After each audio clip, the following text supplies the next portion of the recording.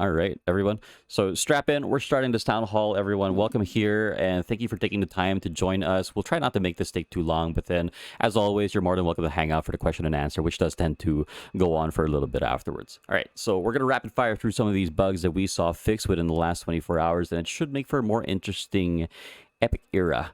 So the first one, and I think this is a big one, which was Sturdy Fighter not properly consuming its shields when the pure damage attacks are used. So these are things such as Beetle Spike, Pliers, Spiky Wing, and all that jazz. And so that became really popular, and unfortunately, obviously, it was bugged.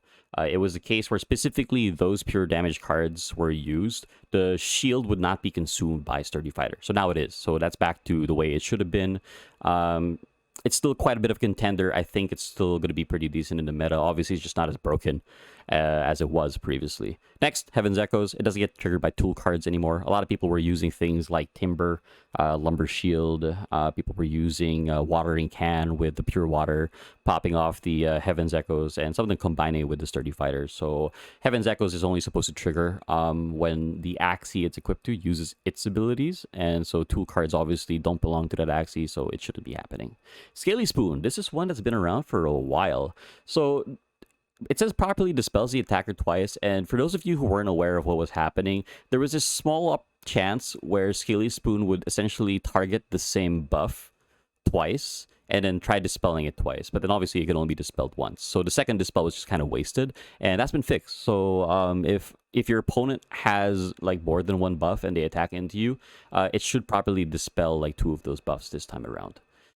Twin Tail secrets properly discard 2 cards if you happen to have 2 of them on. It's kind of the same thing with Scaly Spoon. Both the Twin Tails were like, I want to discard that card, but then it was only 1 card they were both looking at, so sometimes you'd only discard 1 card instead of 2. So that's been fixed. Jinx Cure says, when first applying bad luck, damage is properly dealt. So I think it would probably only be the Jinx players who really notice this bug, where the first time you place bad luck on your opponent, it would actually go 10, 10, 10, 10, 10, instead of 10, 15, 20, 25, the way it's supposed to do. That only really happened if it was the first ever bad luck placed onto the opponent, but then, it would matter, like those 5s and 10s would add up towards the end of the game, and sometimes that's what you need to end the game. So that's been fixed. And it should be, it's a good buff for Jinx, which sees itself as a bit of a contender versus these sustained teams with shields. But, it really depends on how you tech into it.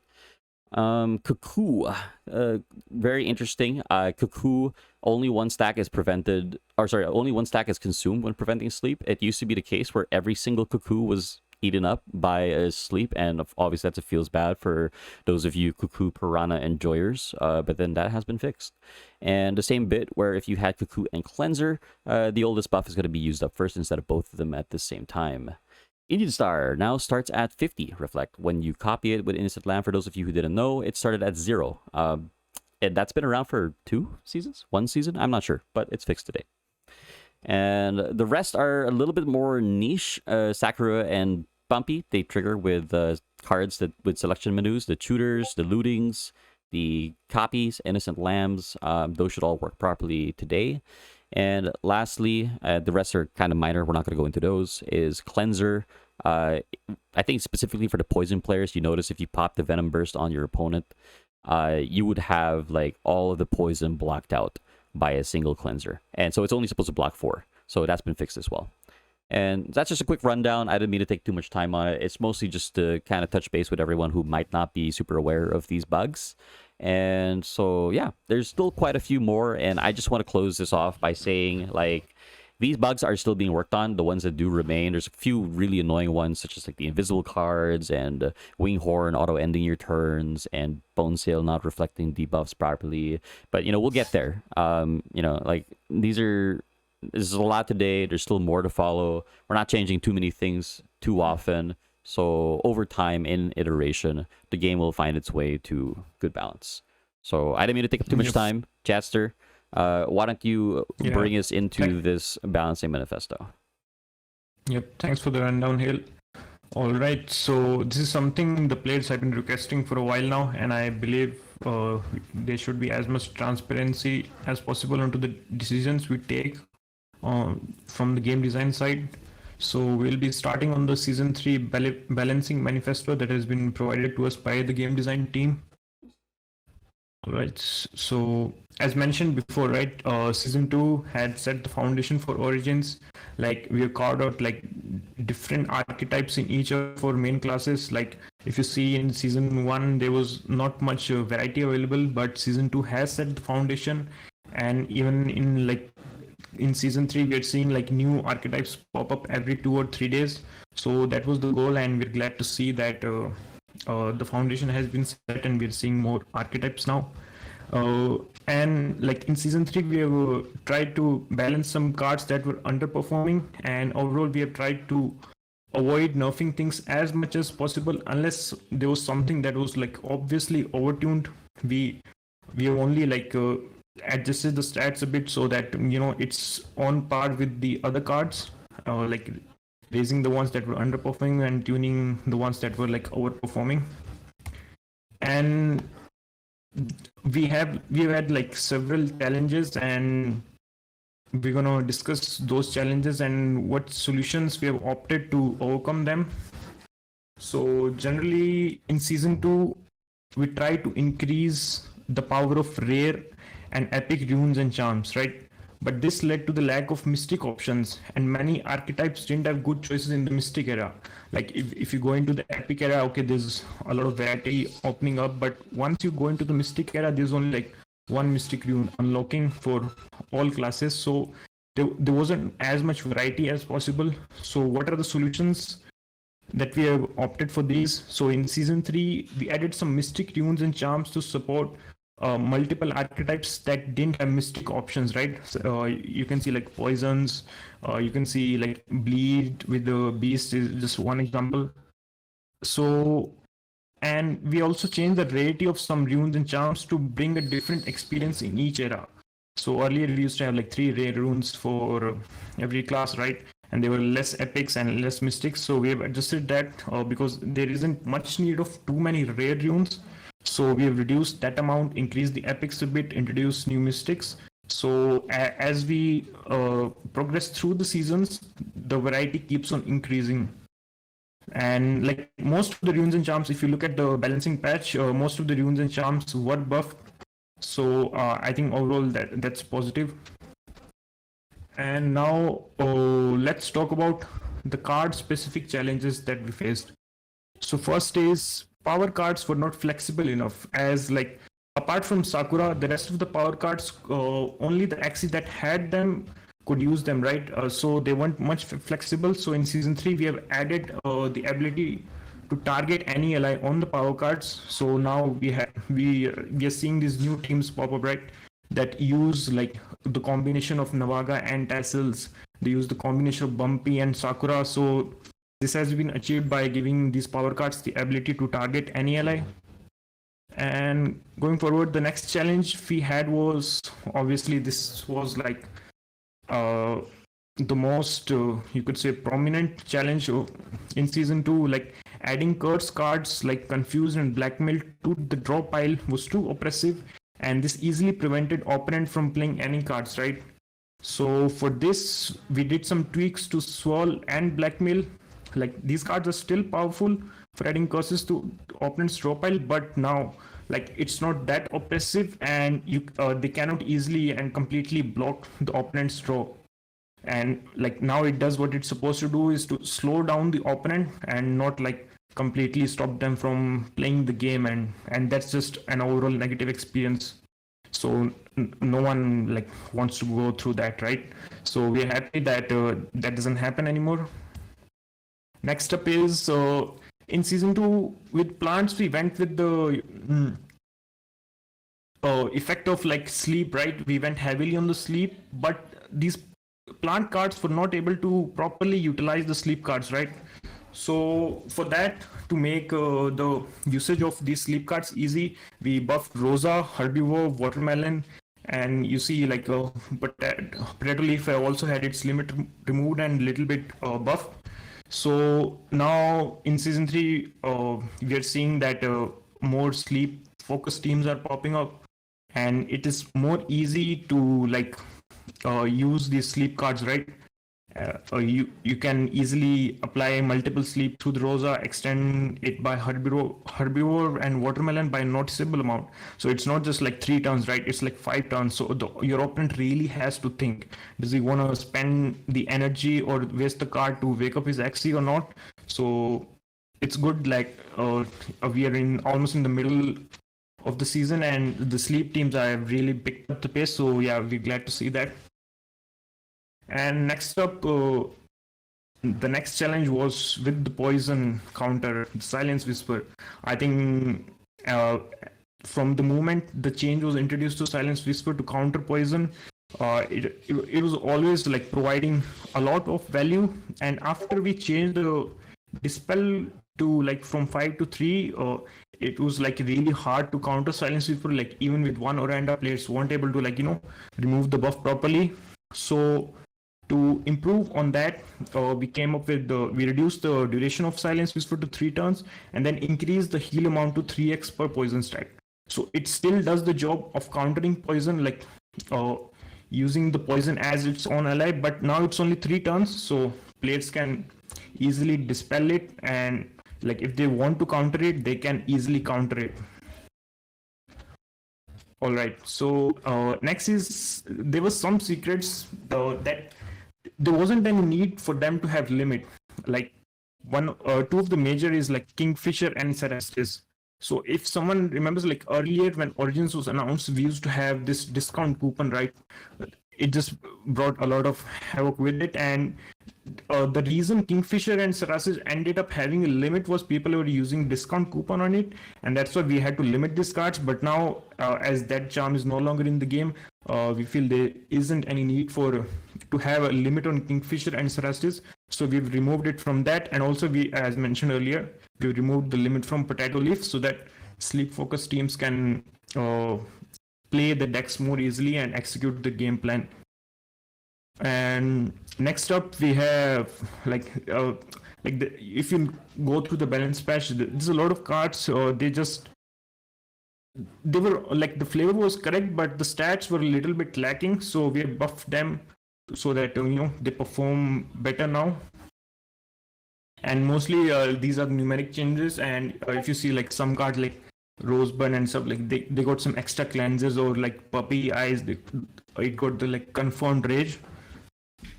All right, and next up we have, so this was also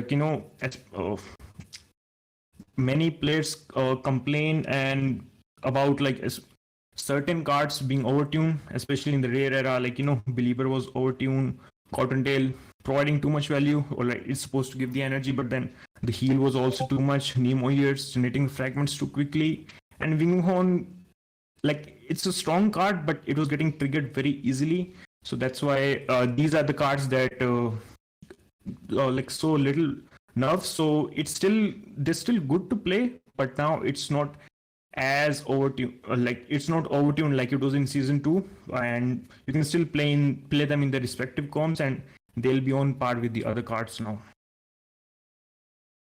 All right, so that was it for the card-specific challenges that we faced and the solutions that we opted for them. Next up, we have are the runes. So what are the challenges we faced with the runes in Season 2? So first up, we introduced these new way of class runes for each of our 6 main classes. And for our 3 secret classes, we introduced Trap, Nullify, Divine Ring, and Dark Flame. These were introduced as tutorial runes for new players who are just starting out in the rare era, for them to learn how the basic stuff of the game works, how each status effect each class can play around with. But some of them had the same concept as other rare runes, right? Because we had like 3 rare runes, and what this way of class and other runes were doing, some of the other rare runes were also doing. So what we did was we reworked some of the rare runes and buffed up the rarity and power of one rare rune for each main class and each secret class, and upgraded it to epic. So now we have 2 rare runes for each class, and this also made the crafting in the rare era better, right? Because earlier you had 3 rare runes, 2 of which were like somewhat similar for others, So your crafting odds were like if you wanted some particular rare rune, the odds were higher. So the odds were lower, like the chances of you getting that rare rune was lower. But now with two rare runes, like the crafting experience is better, and rare only lasts for like a week, right? So we don't need like so many rare runes in the game. So this is it for the rare runes, and so some classes were lacking options in epic and mystic era. So this is the next challenge we faced. So like especially in the mystic era, right, there were classes like definitely lacking the options to play their status effects properly. So what we did was we have provided more epic and mystic rune options this time around. So I'll be going over all the new options provided and the reasoning behind all the changes. So first up, we have Rise and Rune, the new plant epic rune. So we're bringing back the original concept of Rise and Rune with Forest Breath and Forest Wrath tool cards. Like while Forest Breath emphasizes on the plant's basic power, right? It's team heal, it cleanses, and there's conditional sleep. While Forest Wrath is a damage skill card that can be stacked until late game to deal quite good damage to enemy without waking them up. So if you execute your game plan properly, like you first initially use the breaths and then gather up, stack up the rats, and you will have a finisher to finish your enemy towards the end without like really waking them up and still putting them under sleep, right? As it's a damage skill card.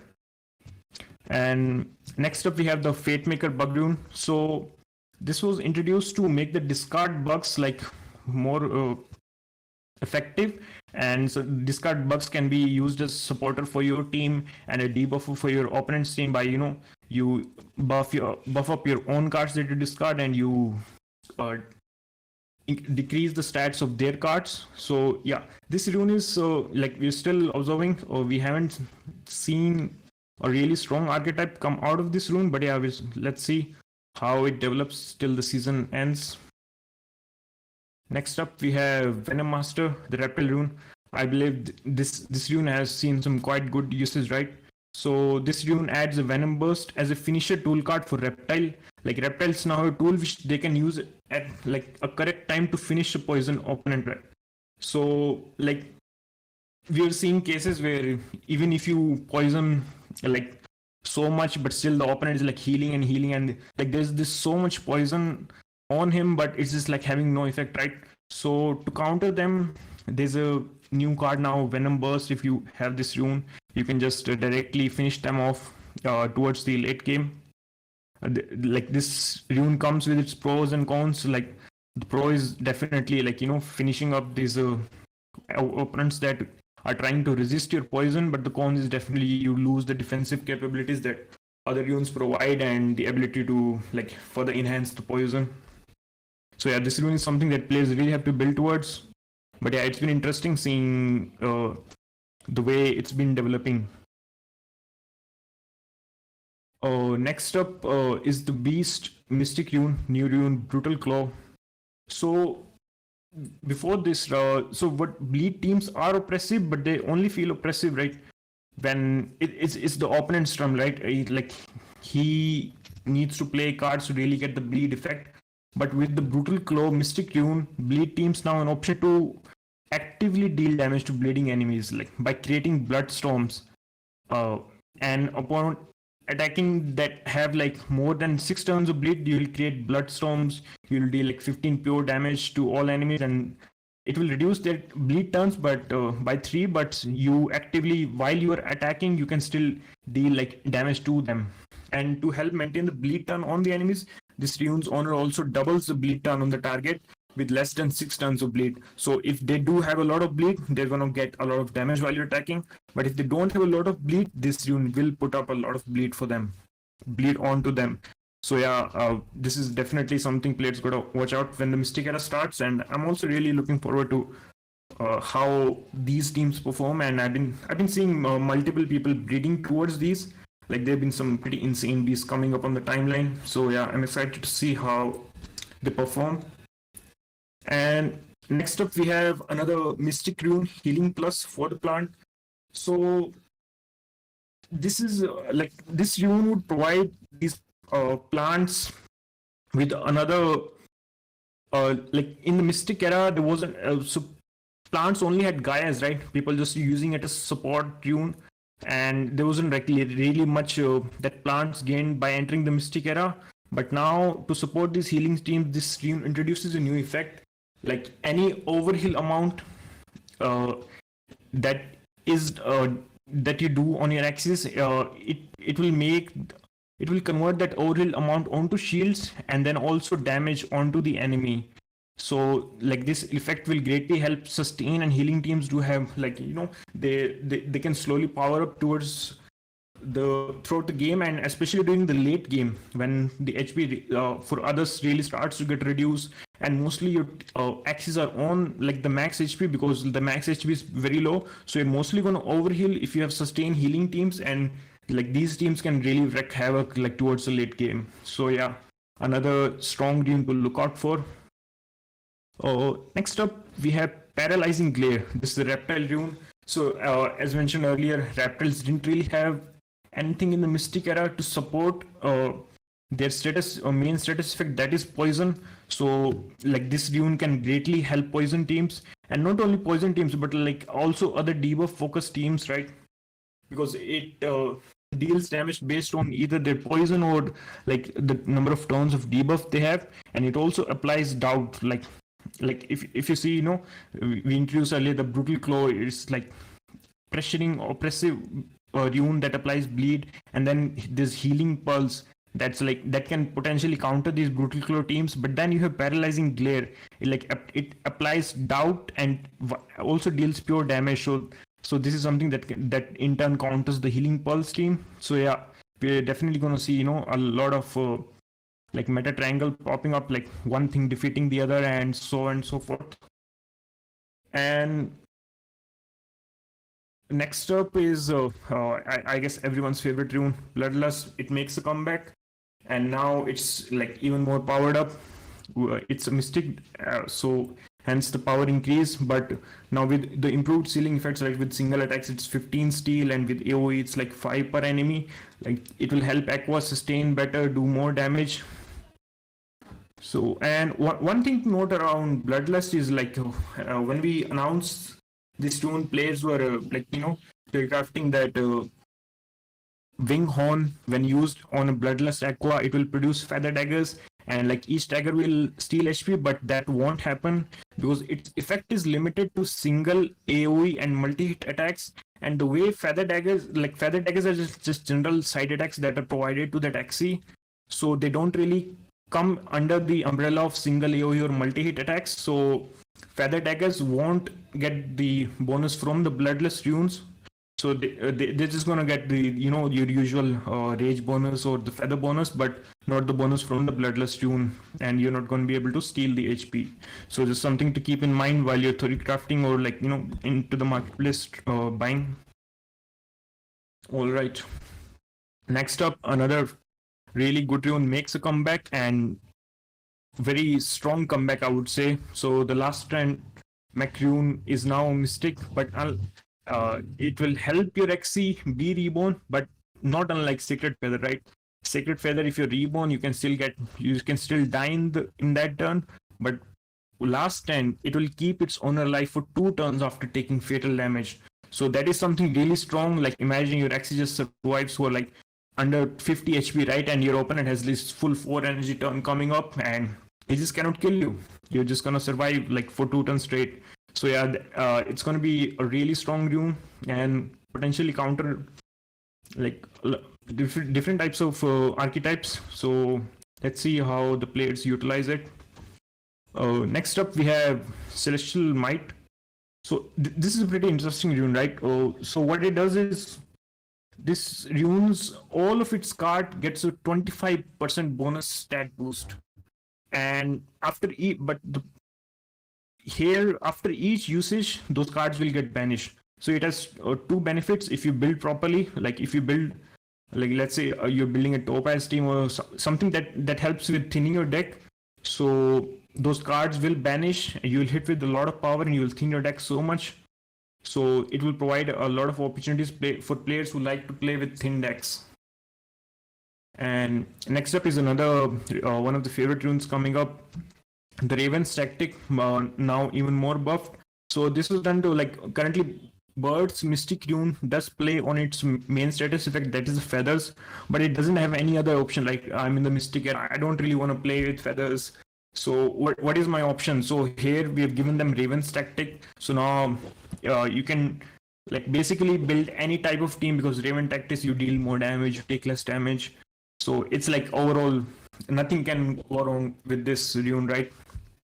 So yeah, and also other epic and mystic runes are like still keeping their old effects, but most of them have been buffed to a higher value.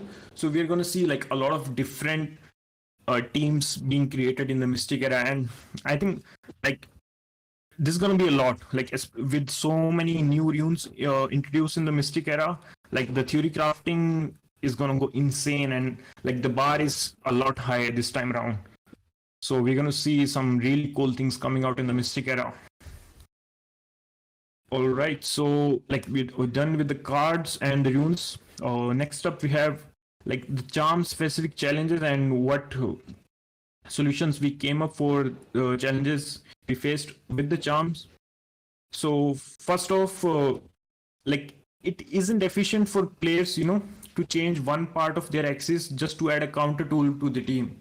So let's say like, buff specific teams are really popping up in the arena, right? And it's like players had to either go takes an axie with scaly spoons, or like somehow introduce an Oranda in their team, which isn't really ideal, right? And not everyone can do it. Like there's a very few percentage of players that can actually afford to like change their teams at such pace. So like to counter this problem, we came up with the new charms, that is the Black Sage, the Lens of Revelation, and Beam's Blessing. Like with the introduction of White Sage in the previous season, we saw its usage across multiple archetypes. So, and it helped like people counter like debuff specific teams a lot. So with the introduction of Black Sage, Lens of Revelation, Beam's Blessing, we're hopeful like players don't really have to change their axes around so much,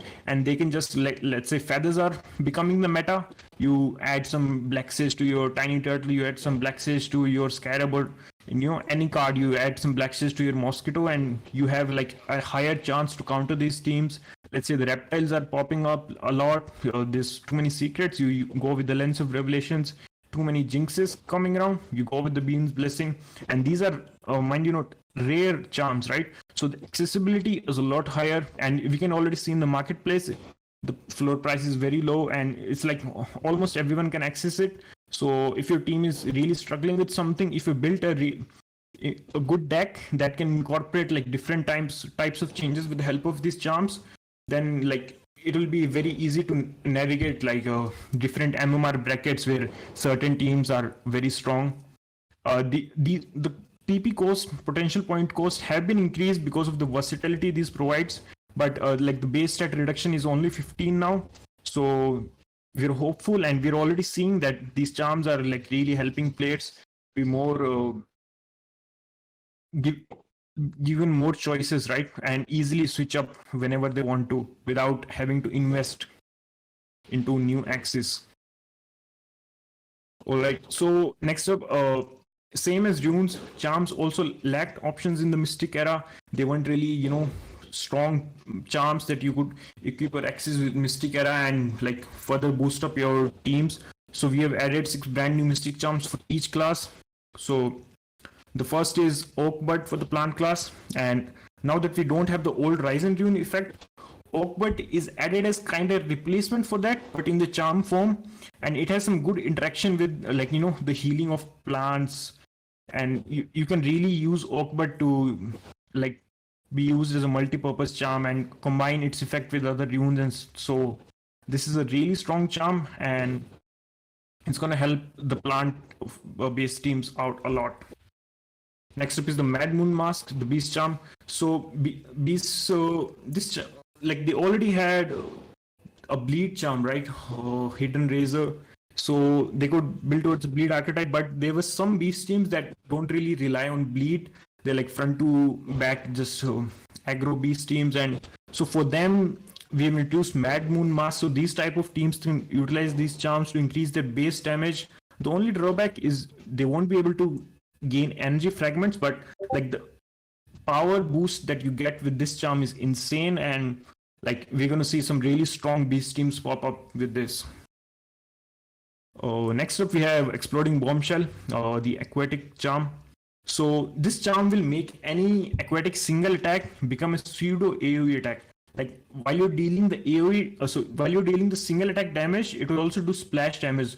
So what is splash damage? So when you do an attack, a percentage of that attack will also spread equally to the other enemies there also. So this is going to be really a strong effect with the the amount of bonus damage that you're doing, like spread everywhere across the team. And this the damage from this charm will be calculated based on the total damage from the main attack deals. So if you've increased that single attacks damage by other like buffs and stuff, right, with the runes and stuff, so the splash damage also increases. So like this the crazy amount like crazy strong teams that you can build with this. Next up, we have a similar charm for the birds. So this makes any bird single attack becomes a pseudo multi-hit attack, and like similar, the damage whatever you do with the bird single attack, it kind of randomly goes to another axis also, right? And the damage from this charm will also be calculated based on the total damage from the main attack deals. So like same as the Exploding Bombshell, we are looking to increase the power level of these different types of birds and aqua teams with these charms. Next up is the Mantis Dagger. This is like straight up, this charm will provide you new way to discard your opponent's cards. This can work really good as a disruptor, and we already see there's a lot of usage of the the scotch tape, right? Player really like to hold on to the important cards to play and make some big plays, make some combo plays, and Mantis Dagger can really come in there and like disrupt their whole game plan, because there are some teams like they have like 2 or 3 important cards that really want to play at specific times, and if you just use Mantis Dagger and like discard those cards, then boom goes the game plan and the match just turns in your favor during that time. So this is going to be like a menace for many teams in the Mystic era. Next up, this is the last Mystic charm introduced, Gloves of Infection.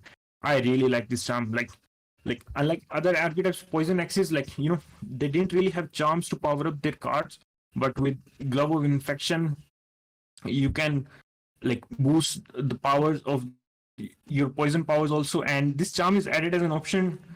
You will apply more poison, the speed increases, and it can also support like other debuff cards, right? Going with the theme of the new rune that was introduced, the Paralyzing Fang, you can just combo things up, and then boom, your reptiles will also now be getting more powerful in the Mystic era.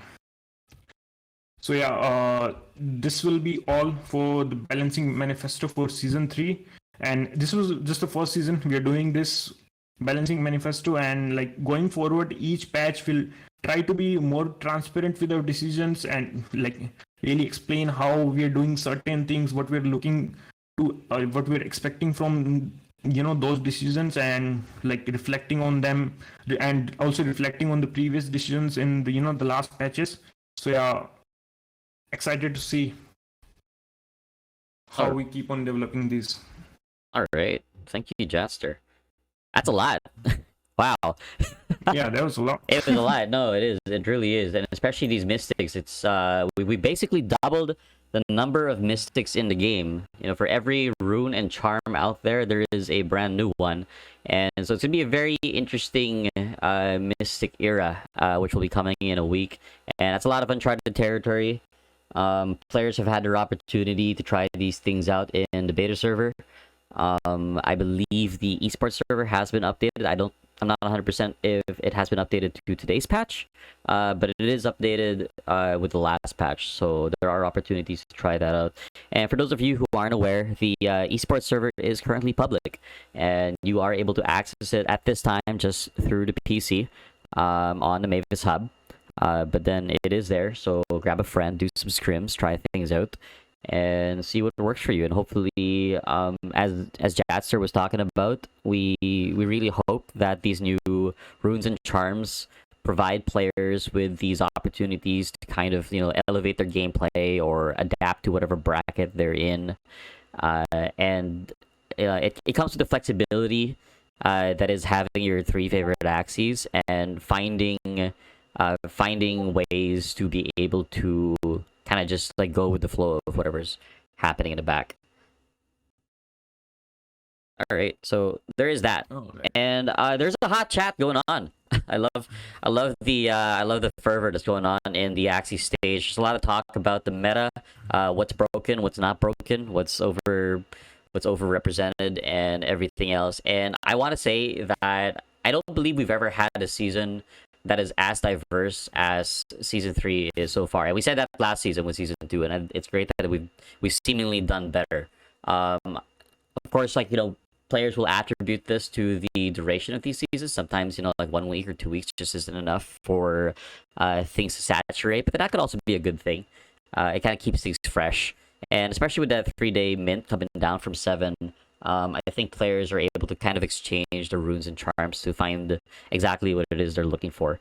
And I think that's been a very interesting topic that we could probably transition to. And this is that moment we were hinting at in the announcement.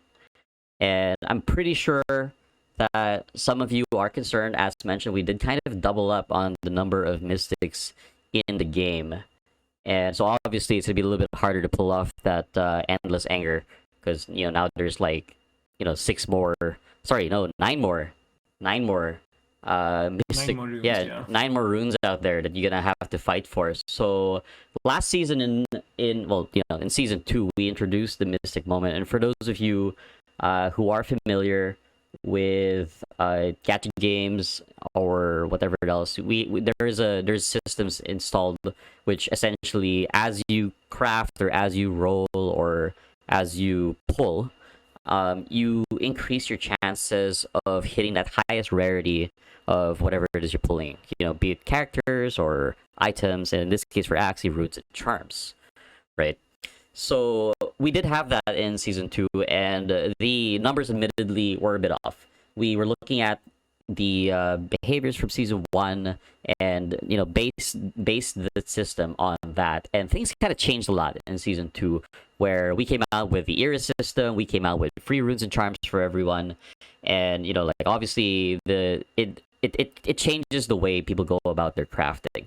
So it didn't quite hit that mark that we were looking for, and from there we've taken a step back. We've gone back to the drawing board, and we redid the numbers, and we've come to a configuration that we hope is a good fit for the current landscape of the way things are, especially with the increase in the number of mystic runes and charms. And as you all remember, we were very mum about the details of the mystic moment. We didn't want to give any numbers at all, mostly because it would ruin the fun of it, and we didn't want people feeling like there was this goal set in front of them and they'd have to chase after it. Personally, and if I speak from experience, generally you never want to chase, never chase SSR is the saying. Don't, because you'll find yourself in this position where you're like, I gotta keep going. I forget what the word was. It's when you've invested so much already that you can't back down anymore. It escapes my mind. Yes, there you go. Perfect. Thank you, Psychop. Sunken cost fallacy. That's what it is. Right. Anyway, so today we are going full disclosure on the mystic moment for season 3. Hope you're all ready. I'm not going to go too deep into the numbers. We'll probably publish a table of some sort of the rates and everything else, but instead I'll keep it simple, right? So here's the leaks, guys. Here it is. We didn't talk about it just to keep things exciting. So for those of you who didn't drop out, of the conversation. Here's your reward. Right. So the Mystic Moment, it's going to happen in 2 phases, essentially. You have the build-up, which will go from your first until your 50th pull. And essentially, you're going to start from 0.5%, which is the base rate currently. And every single pull you make will take away a little bit from the rare chance, and it's going to go into your mystic chance. Right? No, it's not the first 50th. This is the first part. Don't worry. And so it's going to go from 0.5 to 2%. It's not a lot. Right? And essentially, this is kind of like the ramp up. It's the build up. You'll get there. Don't worry. Now, from 50 onwards, right? From 50 up to 100, it's going to go 2%, give or take, per pull. Right? So at 100, you will 100% have a chance to get a mystic at that level. But if you somehow get to 100 pulls, or 100 crafts, it's extremely bad luck. Right? On average, the player will get their mystic on their 57th pull or their 57th craft. Right? If you somehow go past 60, that's unlucky. All right. So there's numbers behind it. You guys can crunch it out, pull up your Excel, pull out your calculators if you like. Right? Soft pity is at 57. There you go. Thank you, Borgie. So for those of you who understand the terminology, soft pity is at 57. You can go higher if you're unlucky, but most people will get it at 57. All right. So that's the Mystic Moment, everyone. We will, and again, it's not a one-time deal, right? So as soon as you get your Mystic, it starts over, right? So it goes back to the beginning. You can build up your meter again and come up straight to your next Mystic. So it's going to be a lot easier for people to reach this time around. A lot of consideration was put into the fact that the number of Mystics were increased, and we didn't want players feeling like they go an entire season and never get a mystic. You know, even though we've been giving out free mystic runes for those of you who do qualify for them in the epic era. So that is the Mystic Moment. We'll come out with the actual table, the actual rates, but it's going to be very obvious as you do it. You'll see the number go up every single time. So for those of you who are looking for a bar in season 2, the number moving up should be the indicator that something's happening, because a lot of people really felt like nothing was happening, and it was mostly because they didn't quite hit that threshold we set in the previous season. So there. And yeah, and if a content creator, right, if you want to host a contest of some sort, like you can probably host, who gets to the 100% Mystic Moment, right? Oh man, I think that would be fun. I think maybe the community can pull together something for that guy. Yeah, I don't know if you somehow reach like your 100th craft without. Okay, look, listen. If the 99th craft is going to be at 98%, so if you fail a 98% chance to get a mystic, then that deserves an achievement. Maybe we should give like a special sticker to anyone who hits their 100th craft. I don't know, because that's actual like struck by lightning bad luck. So yeah, I don't know. You like a bad luck sticker? True. we should get a leaderboard of the top 100 people who got like the highest Mystic Moment counter, and then they get like a special sticker for being unlucky. And if you find a guy in the arena using a bad luck sticker, you just surrender to give them that pin, like something positive. Take it. Yeah, absolutely. So yeah, you'll all see it. I'm pretty sure someone's gonna come up with like a nice interactive video on how it is, but just the main numbers to remember here: 1 to 50, it's the build up. 50 to 100, that's when it really starts to kick in. And on average, people will probably hit their mystics at 57, 56, give or take. This is based on simulations, by the way. There is a chance, obviously, you'll go higher. There's a chance that you'll get it earlier. It really comes down to luck. But then we did make sure that it's achievable for everyone. We ran the numbers, and even people in Bear will be able to save up enough moon shards to hit their mystics. So, and the reason we're telling you everyone as early as now in the middle of the epic era is so that for those of you who are willing, you may start saving your moon shards towards the mystic era. Otherwise, you feel free to keep scratching that itch and crafting more runes and charms. Yep. If you're content with your epic crafts, definitely like go ahead, save for the Mystic Era. Release the numbers today. We'll see if we can. I'll try to put it together in a more visually pleasing format. It basically looks like an Excel sheet right now. So thank you, Rohan. We'll see what we can do. By the way, guys, I've shared the balancing manifesto that I just read through in the view only chat. So those of you who wanna go over it again, or like anyone who's a content creator, you wanna share it with your audience, you can just download the PDF. It has everything. All right. So I think that should be it right here. Or should we open the floor for people joining? Because I think Hilkir is Yeah. coming. Hello. Yeah. That's it. Definitely. Oh wait, you're back. Yeah, I'm here. Right. So yeah, that's it. Those are the main points of this town hall, and I do know I have seen a lot of suggestions and ideas behind like, hey, can we change this part to be this way, and can this rune be this way instead, or can this charm be this way instead? And these are all wonderful ideas, which I feel like would be best shared through some sort of Twitter post.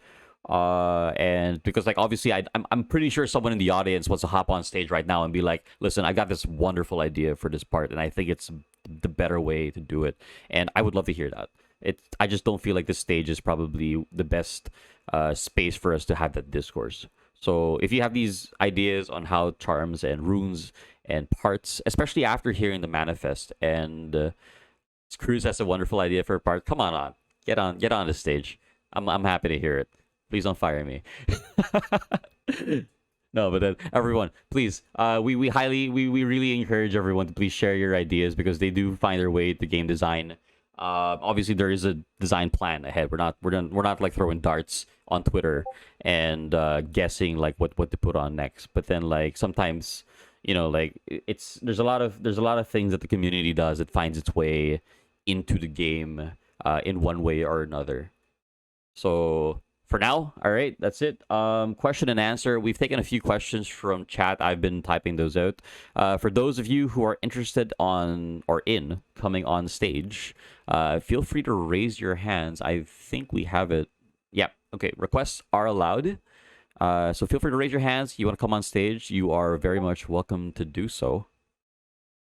And let's hear it.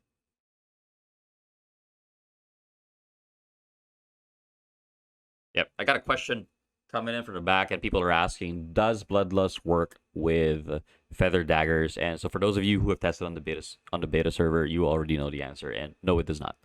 Bloodlust does not work with feather daggers.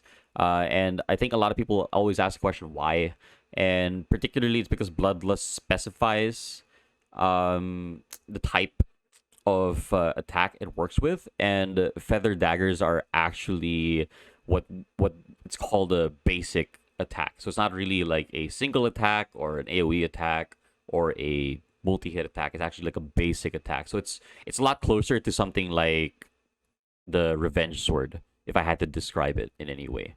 It just so happens to be owned by the Axie. So if anyone's wondering why that interaction is the way it is, that's probably the easiest way I can like explain that. Why does Dominant Predator work with Feather Dagger? Because Dominant Predator doesn't specify the type of attack it works with. It works with everything. See? Technicalities. And this information regarding the feather daggers and bloodlust interaction is in the balancing manifesto. So if you wanna like share it with someone directly, you can just share that file and it's in there. If they wanna read through it, like Yep. if they want an official source, it's in the balancing manifesto. Yeah. All right. So far, no one's raised their hands. I'm pretty sure we turned it on. It's like last time we had a town hall where we left it off, and no one was able to raise their hands at all. But then, are you guys? I think everyone's kind of shy tonight, so that's okay. We'll take your questions through chat first. Some people did leave questions on my Twitter post today, so I'm gonna run through some of these really quickly. Like the ones that aren't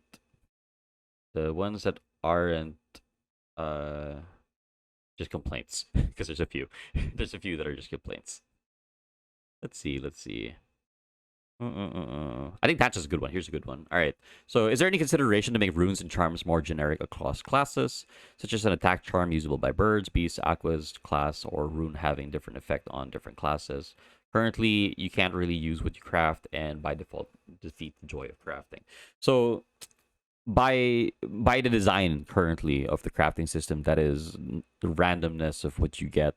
There will be times, especially if you own maybe like one team. So if you own a single team, you're definitely looking for less specific runes and charms. If you own multiple axes, then it doesn't really matter what you get because you'll probably have a team to put them on. For the most part, the free market that exists allows players to exchange what they get with each other and kind of find their way to building up their teams together. Especially if you have like a group of friends and you pull a rune that one of your friends needs, you can always kind of just send it over to them and then they can just owe you one. There have been rather a lot of cool ideas that have been presented by the community for ways that we can maybe introduce like a added layer to crafting, particularly like for directed crafting. And these are all ideas that have found their way to game design. And I'm not going to make any promises, but they are being considered. So when, no one knows. Is it something that's being considered? Absolutely.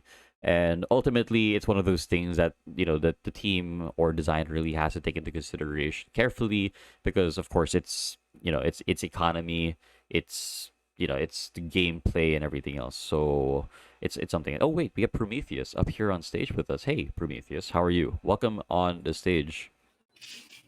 Hello, guys. Good night for everybody. Good, good morning for those who are Brazilian like me or just South Americans. I'm very glad that I am here right now talking with you guys. Uh, in this season, we have major changes into the horror era, right? Mhm. I was just wonder what are the things that you have learned from this season horror era, and if you guys pretend to make those kind of major changes into the next horror era. For example, like downgrading some runes to horror when they were epic or something like that. What you guys learned and what you guys planning to the next one? I think I can take this.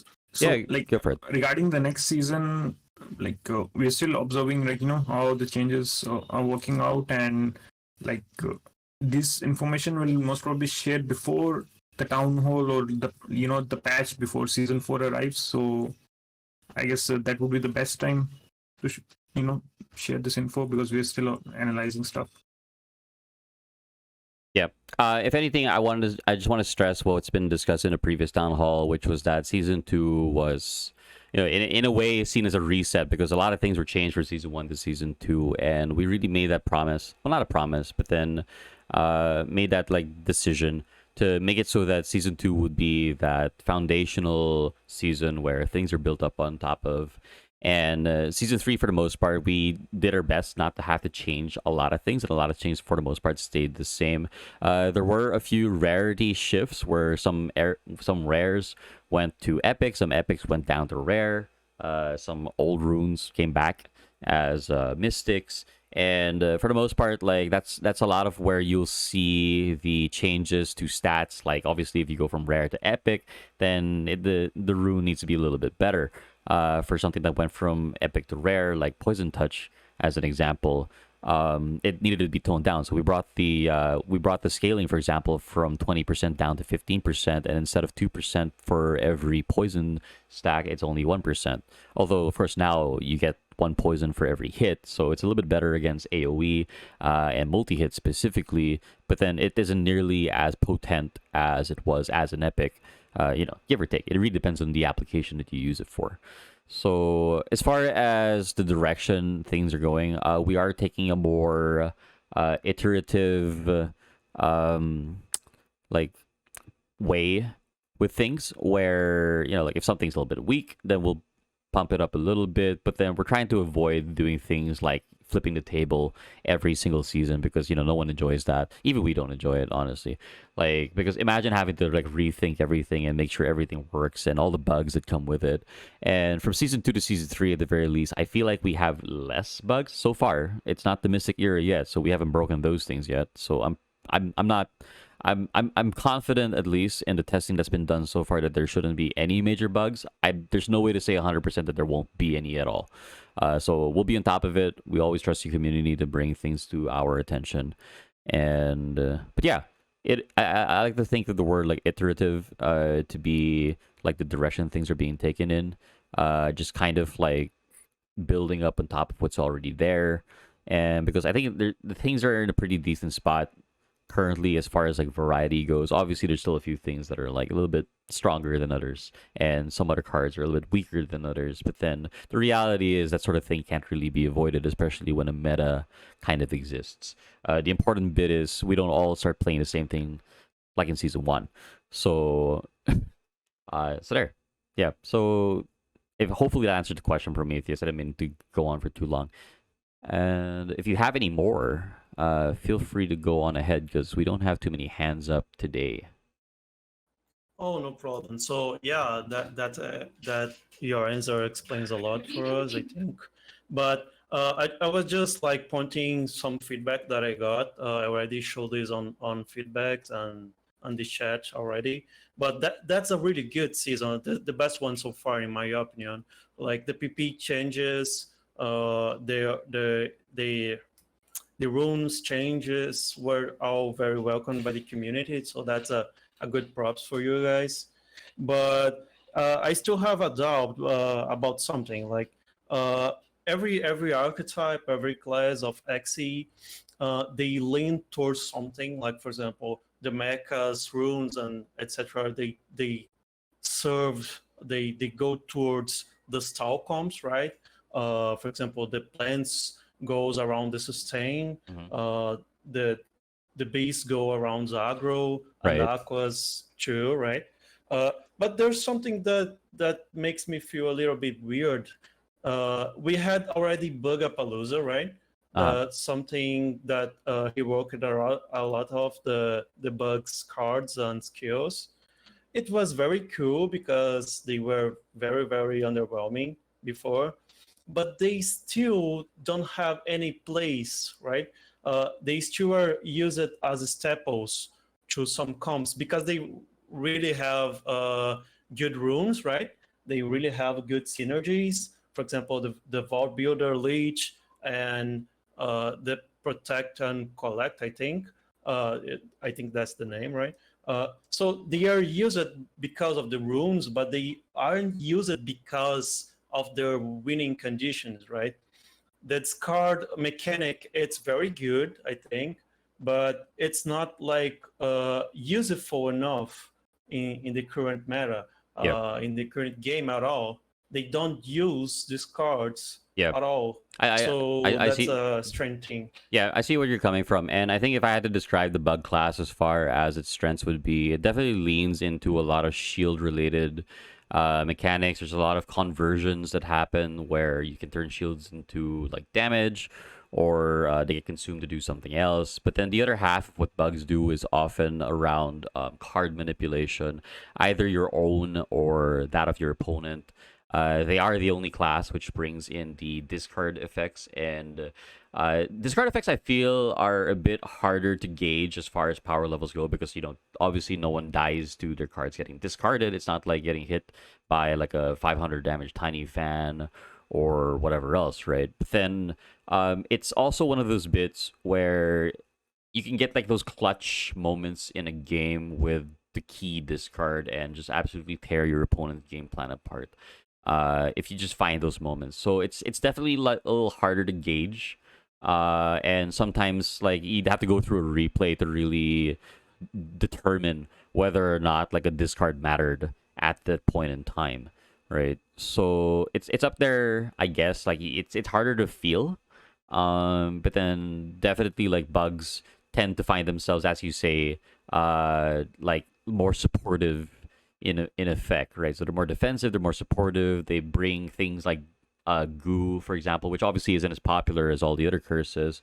But if we think of goo, it's also about card manipulation, where you're filling your opponent's deck with things that don't go away unless you waste energy on them. So that's kind of where it's at the moment. But understandably, like like a lot of people are looking for that action, right? They're looking for those like big damage that beasts provide, or those multiple hits that birds provide, or that crazy poison that reptiles provide. But then bugs are kind of just chilling in the background, doing their buggy things. So yeah. Just to end this topic, like in most of TCGs and card games out there, we have this trope, this archetype of control decks, right? Yep. They are specifically into this mana manipulation, card manipulation, Uh-huh. and I think that like, for example, choosing exactly which card you want to discard would be a great addition to this discard mechanic. Even though sometimes you can choose between like one of three or one of something, but if you really want to make like this controlled composition possible, they need to have like more possibilities of controlling the match.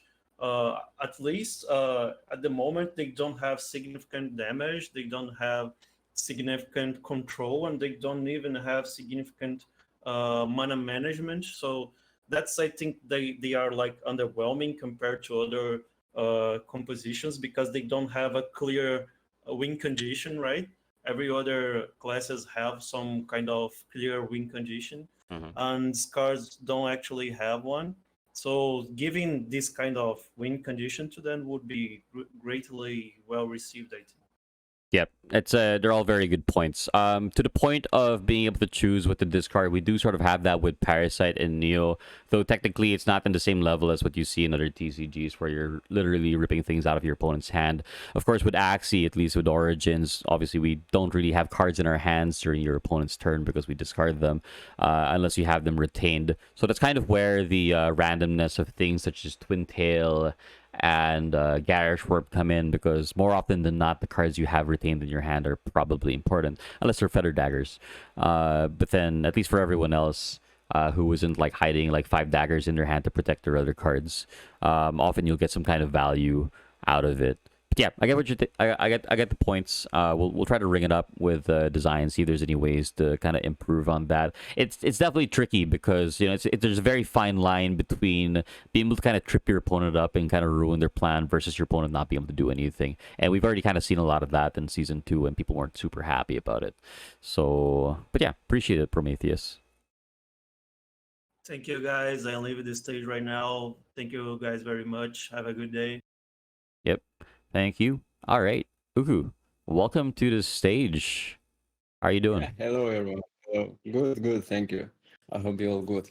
Yeah, I will say sorry for my English, it's not so perfect, but I will try to understand my Oh, to you're tell you fine. about my problem. Go ahead. So what I've noticed, like after these bug fixes, we get some old bugs. For example, we had a bug with Innocent Lamp. So normally the Innocent Lamp copies the buffs from another card. So for example, you can put some clearance to, let's say, to one Indian Star card, for example, and innocent it, and we will got 2 clearances. But now, if you play with Innocent Lamp, so the buff will not add it, this card. So I've mentioned that the old bugs which we had before, they came back like. Actually, the charm being copied by Innocent Lamp was the bug, and this has been fixed now. So what's working right now, like the copied card not having the charm, is the correct interaction. It was bugged earlier. Actually, I've played like 10 minutes ago, and I saw this bug. Like, we got bug with Gecko, we got bug with Innocent Lamp, we got bug. I forgot. I saw such like 4 or 5 bugs in the game. For example, a new fix with this bug rune, which was a big fix. Like I saw that the damage was reduced to For example, if we have a skill card with 60 damage, so if you got 100 shield, it consume 25% of the shield. It means and 3x it. So it means that you got 60 damage plus 75 damage, but I see only 95 damage, so 40 damage lost. So I see new bugs like coming. Like you're fixing the old bugs, okay, but new bugs are coming. Yeah, often that, or not often, but then like the possibility of something else spawning out of a fix does tend to happen, and it's usually unfortunate. So definitely it'll be looked into. If it's doing less damage than it should, then that's definitely unintended. The only thing that should have been fixed was the consumption of the shield. So if you're not getting that full 75 on top of the 60, then that's definitely not working as it should. Yeah. And about Mystic Era, I would say that this era will be crazy because yeah. I saw the rune, and I think that some people will do 2-shot teams, or some people will do tank, unkillable tanks. I don't know what we're gonna see this Mystic Era. Yeah, I think it will be.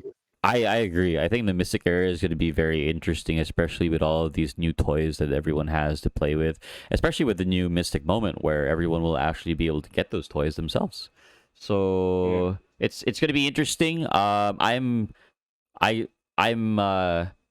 excited, I guess, to see all the tags I'm going to receive on Twitter. Where it's just like, "Hail, this thing's broken. Hail, that thing's broken. Everything's broken." But then hopefully everyone has fun. To a reasonable extent, because I hope I will make some bugly team like which will be not fixed later.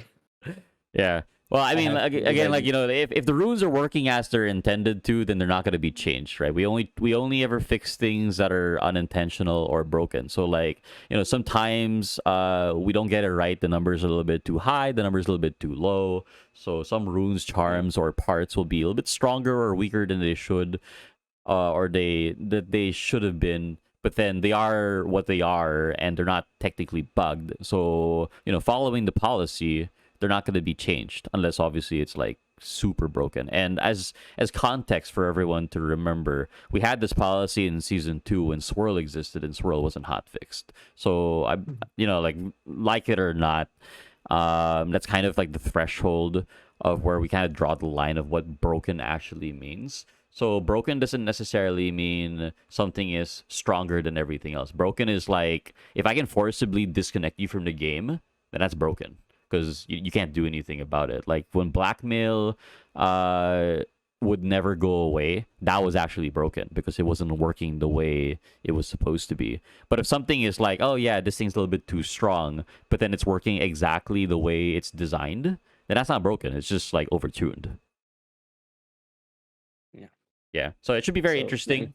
We're looking forward to see the crazy stuff people have in mind. I'm sure someone's already figured something out. And you know, just for absolute transparency, like often like players will come up and they'll say stuff like, "I can't believe the design team didn't think of this," or like, "How could this have made its way into the live servers?" And frankly, you know, when you've got like 190 different parts and however many runes and charms, someone out there is going to find something that maybe we didn't think about and, you know, quote unquote, break the game. And I feel like that's also a bit of the joy that comes with theory crafting, where you're able to discover these really cool interactions. You know, that sort of wow people and make them think like, wow, I can't believe I didn't think of that. Or, you know, like it was there all along, right? So, and I think like we're still in this place where like Axie's only on its technically third season, where a lot of stuff just hasn't been discovered yet. A lot of Axies just don't exist. And so there's a lot of uncharted territory out there for players to, you know, find out themselves, and it's cool. It's fun. And, you know, as long as it's fun for everyone, I think that's a good place to be. Yeah. So thank you, everyone. Yeah, Uku, thank you very much. And, you know, this is just me because like I hang out in a lot of the streamers Twitches every now and then. I love what you do for them. You know, it's crazy to support what you do. So hope you're enjoying yourself. Storm Rage. Yeah, thank you. Thank you, Uku. Storm Rage, welcome to the stage. How can we help you? How have you been? Cruz also. Wait, hang on. Let's give everybody. Cruz is on here. He's joining us. For those of you who aren't familiar, Cruz is with us like as the project manager or managing like Origin specifically. So Jatser and I work very closely with him in everything and everything Origins together with the rest of the team, game design, art, live ops, all that jazz. There's a wonderful team behind. We're all working very hard, and Cruz is there keeping an eye on all of us. So thank you for joining us. If anyone has any burning questions for him, he can take them. But then otherwise, Jatser and I will try to hold the fort. Yo, yeah, thanks. Thanks for the intro, Hale. Good job, guys. Sending.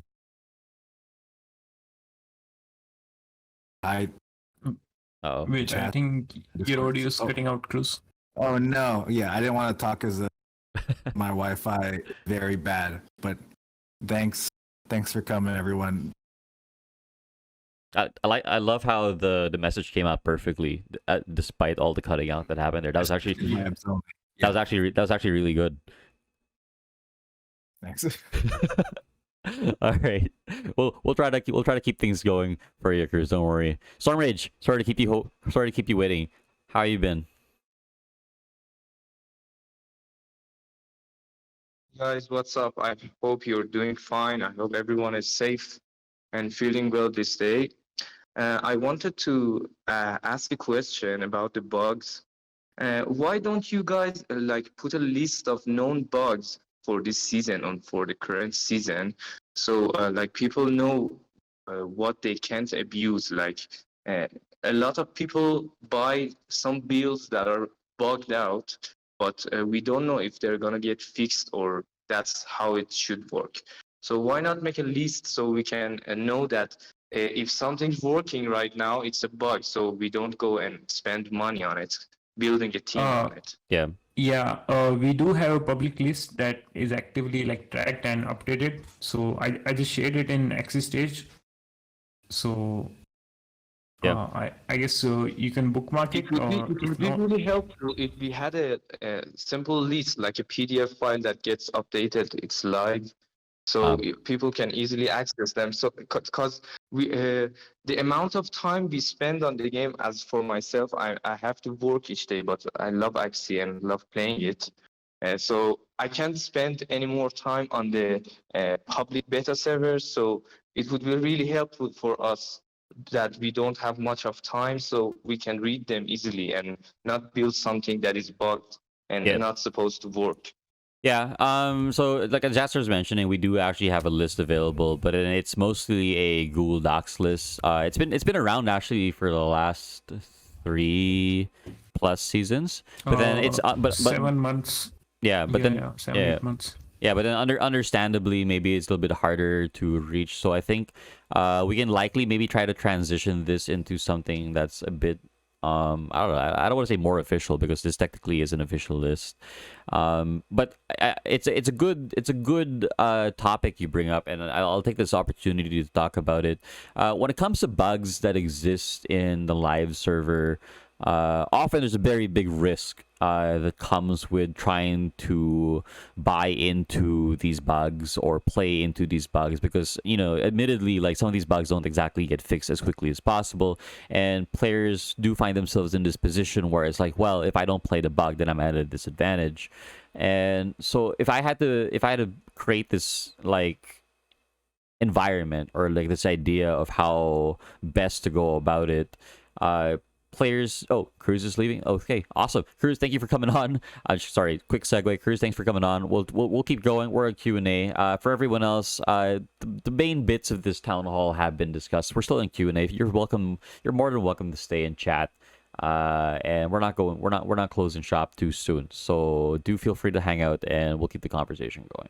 All right. So anyway, back to the bit, right? So on bugs, and this is a very hot topic. It's like a lot of people will DM me and they'll ask me the question, "Hey Hale, is this thing broken? Hey Hale, can I play this? Hey Hale, will I get banned if I do this?" For the most part, bugs that exist in a live server are very unlikely to get you banned because you as players aren't necessarily like responsible in a sense, right? We can't, especially if it's something that's unintended and you have no control over. Like if you happen to have Heaven's Echoes in your team and you just happen to have Axies that play Timber and like watering can and they give you shields, that's out of your control, right? I mean, obviously it's bugged and obviously you're using it, but then what are you going to do? Not play your axes? So in a way, it kind of does still fall onto the team to, see these bugs, address them as quickly as we can, and, as, reasonably as possible. If I could snap my fingers and solve a bug, I would, but then the thing about it is a few of these are just like difficult, or, like they just don't go away, like the feather dagger one. It's been tackled a few times, and for whatever reason, it just keeps coming back. So we're trying our best, everyone. Sorry for the delay in that one. But yeah, like I think a very good example here would be like the Sturdy Fighter bug, and the Heaven's Echoes bug, which only got popular within the last week, but then they were solved like today. Obviously, as Uku shared a while ago, it bred a new problem, but then that should also get solved as quickly as possible. And it is just the nature of the beast. That is, some things can be fixed within a day, other things take longer. Other things won't be fixed within this season, or even maybe within the next season. And unfortunately, bugs don't get weaker the older they get, because that would have been really helpful. So yeah, like just to go all the way back to the main point, if you guys as players see something that's potentially broken, there's nothing stopping you from playing around knowing that it's broken. So if you know that Piranha automatically killed an Axie with Sacred Feather, all of a sudden it is a bug, but at this point in time, it's counterplay, right? So you as players aware of the bug can use it to your advantage, and until it does get fixed, which it did, it's available. So technically, like, there's nothing stopping you. And at the same time, the team can't exactly go out and say, hey guys, don't do that thing. Or we can't like suddenly just turn all piranhas into like a basic attack, right? Because obviously that doesn't sit very well as far as NFTs and Axies go. It'd be super weird. But yeah, like the public list does exist. We do try our best to keep it as updated as possible, especially when a bug is found to be public and shared throughout Twitter. There are some bugs that are a bit more niche that are intentionally not shared. And it's done with the purpose of trying to minimize the number of people who are abusing it, right? And that's more of a safety kind of thing. Obviously, if it's something's already well known, then there's no reason for us to not put it on the list. But then otherwise, the list does exist for that purpose. So yeah, hopefully that answers the question. We do apologize as well. Obviously, like, as I say, if we could just snap our fingers and these bugs go away, we would. We'd be like jazzing out. We'd be snapping every day in and out. But then over time we'll get there. We're not making as big changes as we did like with season 1 and season 2. And yeah, so the list should get shorter as we go through the seasons. All right, we have Melon on the stage. Welcome, Melon. Hey everyone, thanks for having me on.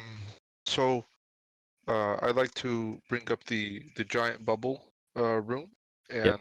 right now I'm not sure exactly what the bug is, but Yeah, with Lamb it's giving bubble bombs instead of regular bubbles. And because there are so many axes on the marketplace with this card set, I'd like to know if there are plans to fix this before the season ends, because it's very game breaking. Yeah, well, I mean, if it's game breaking, then definitely there are plans to fix it. As far as estimates go, as always, there are never any estimates on these bugs because, as just discussed, I couldn't possibly tell you when something's going to be fixed. We can't really put it on a timer and be like, when this timer is over, the bug will be fixed. So if it's unintended, it will be fixed. So take this as a warning.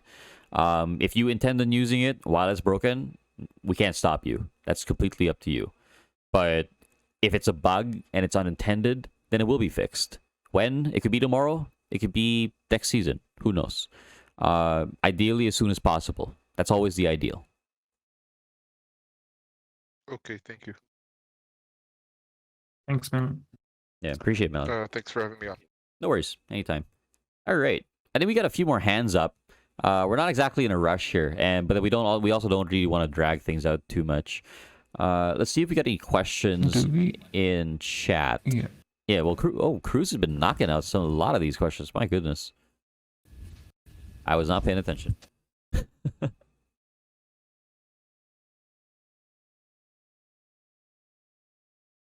Let's see. We don't have. Yeah. Okay, Prometheus wants to come on. Wait, No, he was just on a while ago. I think maybe it's a bug with.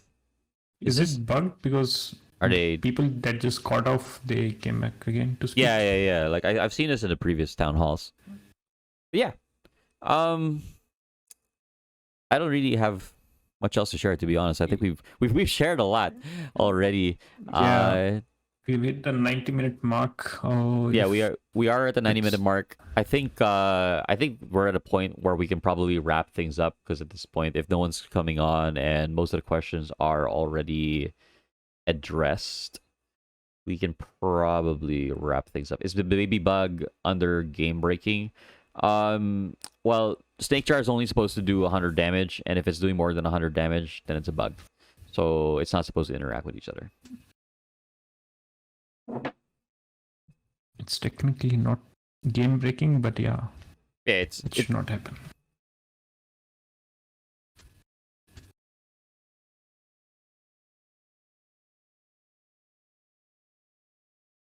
Wait, did Yep. Hail cut out again? Yeah, no, it's I have to reset it every now and then.